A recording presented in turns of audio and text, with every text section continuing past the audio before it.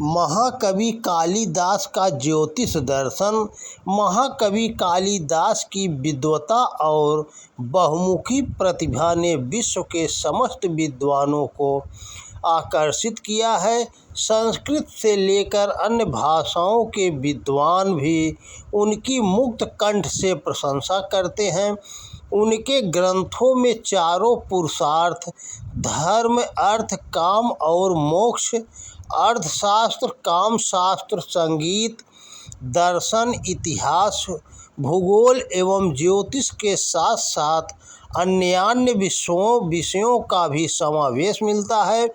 महाकवि कालिदास ने कई महाकाव्यों की रचना की है, जिसमें 7 प्रसिद्ध रघुवंश, कुमार संभव, मेघदूत, ऋतुसंहार, अभिज्ञान शाकुंतलम, विक्रमोर्वशीयम तथा मालविकाग्निमित्रम।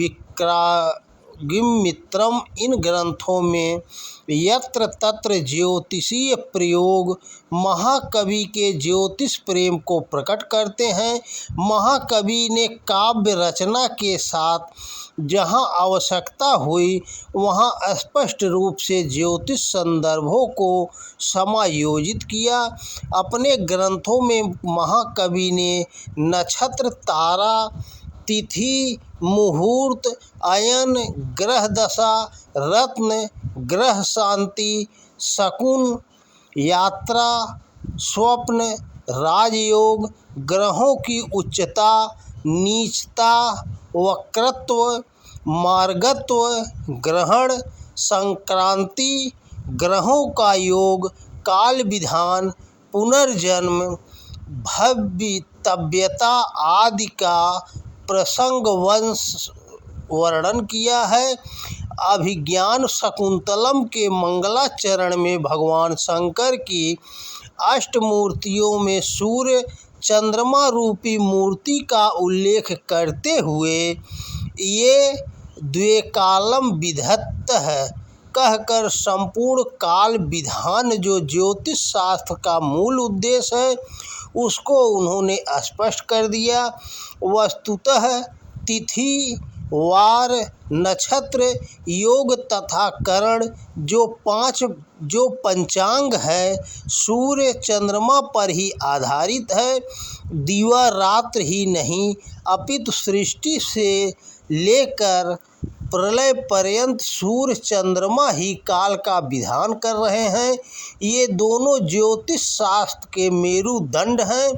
इसमें भी चंद्रमा सूर्य से ही पोषित हो रहा है का स्पष्ट उल्लेख रघुवंश के 3 सर्ग में है।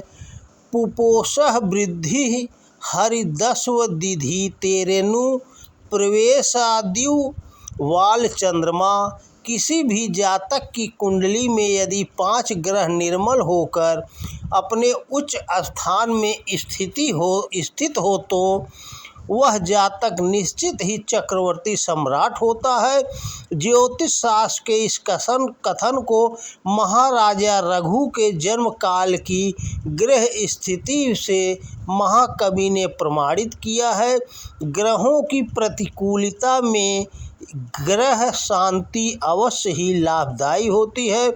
तभी तो महर्षि कंड व शकुंतला के प्रतिकूल ग्रह शांति हेतु सोम तीर्थ जाते हैं।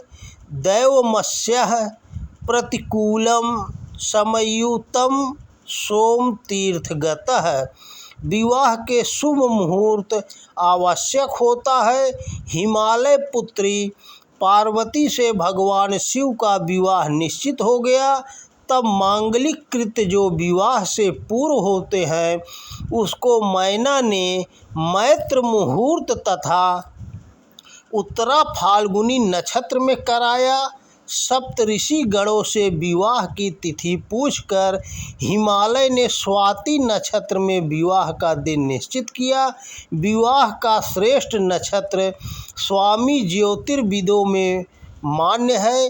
इतना ही नहीं, वैवाहिक लग्न में सप्तम स्थान सर्वथा शुद्ध होना चाहिए। विवाह के पश्चात वधू प्रवेश तथा द्विरागमन में शुक्र सन्मुख प्रतिकूल रहता है। इसका उल्लेख कुमार संभव के 3 सर्ग में उन्होंने किया है। मालविकाग्निमित्रम में विदूषक राजा से कहता है कि चलिए हम लोग निकल चले, कहीं मंगल ग्रह के समान वक्र गति से चलता हुआ वह पुनः पिछली राह पर न आ जाए।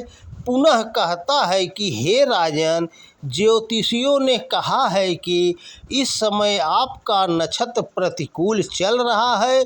दशाएं अनुकूल एवं प्रतिकूल होती रहती हैं, दोनों में सम रहना चाहिए।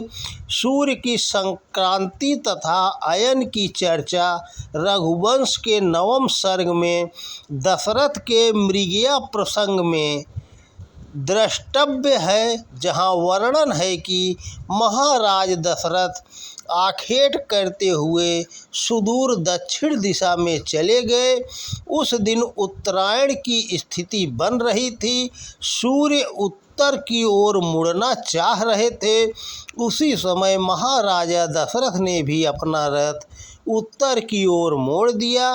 नक्षत्रों में अश्विनी, कृतिका, पुनर्वसु, पुष्य, उत्तरा फाल्गुनी, चित्रा, विशाखा का उल्लेख करते हुए किस नक्षत्र में कितने तारे हैं उसका वैज्ञानिक वर्णन उन्होंने किया है।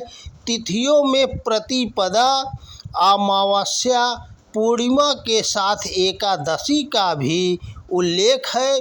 मेघदूत के उत्तर भाग में प्रबोधिनी एकादशी का उल्लेख करते हुए उस दिन यक्ष के शाप निवृत्ति की बात कही है।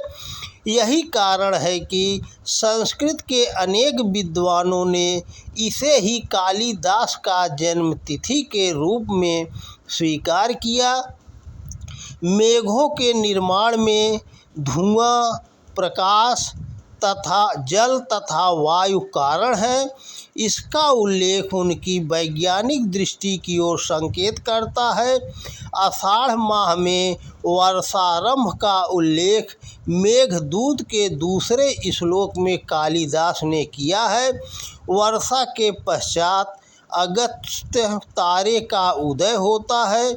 इसका प्रमाणिक ज्योतिषीय वर्णन कालिदास ने किया है। कभी वर्षा के समय यदि क्रूर ग्रह वर्षा कारक ग्रहों के मध्य आ जाए तो वर्षा होती नहीं, अकाल पड़ जाता है। इसका उल्लेख रघुवंश में है। 2-3 ग्रहों के आपस में युति होने से परिणाम सुखद होता है। इसका उल्लेख भी अगस्त फूरण में से होने वाले परिणामों का भी यत्र तत्र वर्णन है। राजा दुष्यंत कंडव के आश्रम में प्रवेश करना चाहते हैं। उसी समय उनकी दाहिनी भुजा फड़क उठती है। इसका परिणाम ज्योतिष शास्त्र में पत्नी लाभ कहा गया है। राजा विचार करते हैं कि भला आश्रम में यह कैसे संभव होगा, तथापि भवितव्यता कहीं भी होकर रहती है।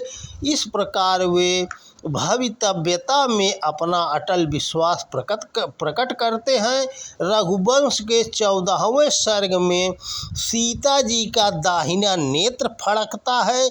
इसे अपशगुन मान वे डर जाती हैं। स्वप्न दर्शन का भी फल होता है।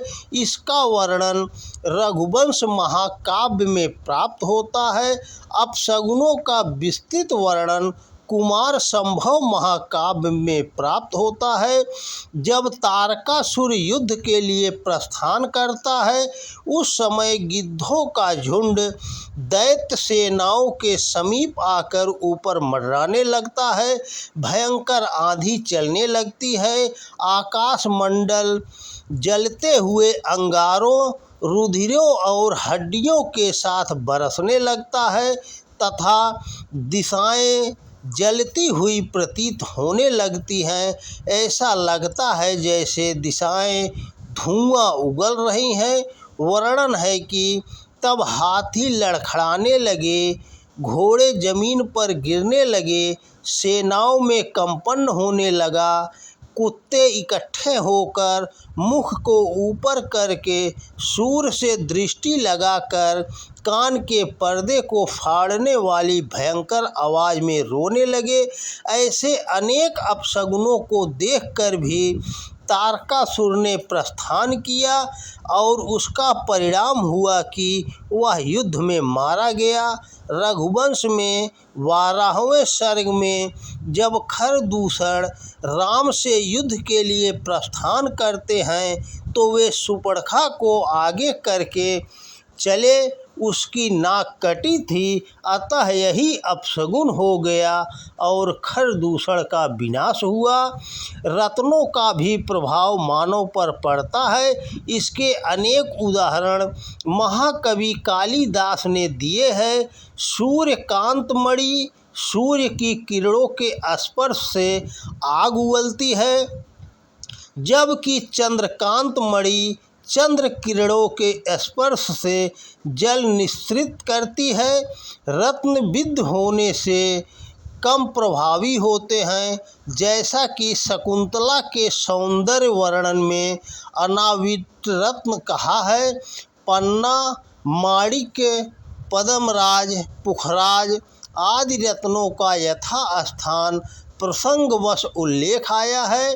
इन ज्योतिषीय वर्णनों को देखकर कहा जा सकता है कि महाकवि कालिदास जितने काव्य मर्मज्ञ थे उतने ही ज्योतिष मर्मज्ञ भी हो भी क्यों न, उन पर भगवान महाकालेश्वर एवं भगवती महाकाली जगदम्बा का वरद हस्त जो था, यह स्पष्ट है कि महाकवि कालिदास का ज्योतिष ज्ञान अत्यंत उन्नत एवं समृद्ध था, जो आज भी प्रासंगिक है। तो दोस्तों नमस्कार, वीडियो पसंद आए तो ज़्यादा से ज़्यादा शेयर करें। जय श्री कृष्णा, राधे राधे।